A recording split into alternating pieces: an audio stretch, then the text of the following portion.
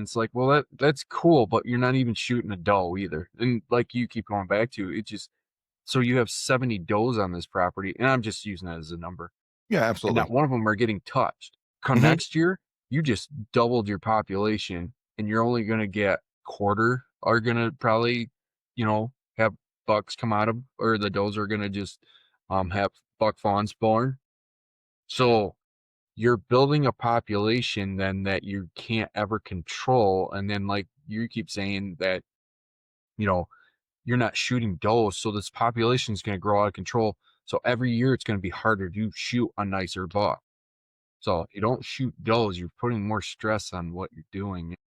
It's We see it now because I guarantee you we have more 1.5-year-old and 2.5-year-old bucks running around than we do a 3.5, 4.5, 5.5 all combined.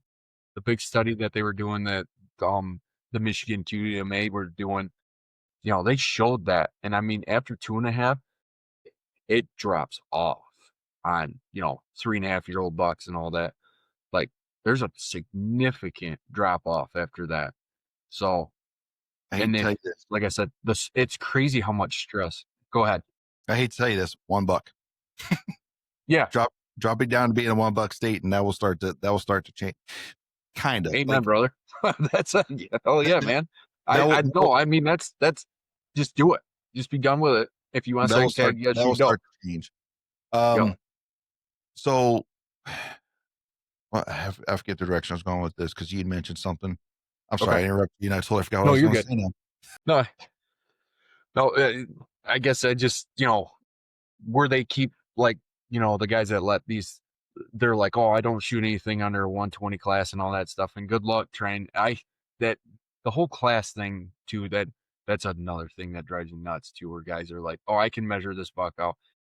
But I I've done the classes. I've done they show you how to measure it based on all this stuff. Mm-hmm. And less than half the class or whatever, people are like, oh, it's this class. And the guy's like, no, it was this size. It was measured out to this. And they're way off. Oh, one of those things that drives me nuts. I'm like, just shoot the buck that makes you happy, honestly. If Amen. it's a basket rack 8 point, and my my dad shot a nice, his biggest buck to be was a 2.5-year-old, and it was, I think it just probably hit 100 inches. Biggest buck he's ever shot in his entire life. He shot so 2 years ago. I Probably the happiest he's ever been. He thought this is gigantic, shows all his buddies, just awesome. Mm-hmm. But That's these awesome. guys that, shoot these nice bucks and all that, it's like, how do you ever, every year you shoot one, you have to just do that much better the next year. And you have to Mm-hmm. do that much better. You're shooting for goals that are going to be sometimes almost impossible. And then going back to the point, then you'll never shoot any other deer. And then we're back to square one here of not harvesting does, harvesting younger bucks if we had Mm-hmm. to. So you're shooting, you're basically putting your goals continuously out of reach every year. If you have that property that grows monster bucks every year, outstanding. I mean, you are, like you said, the lottery guy that can, get all this. So, but yeah, Uh, I don't know.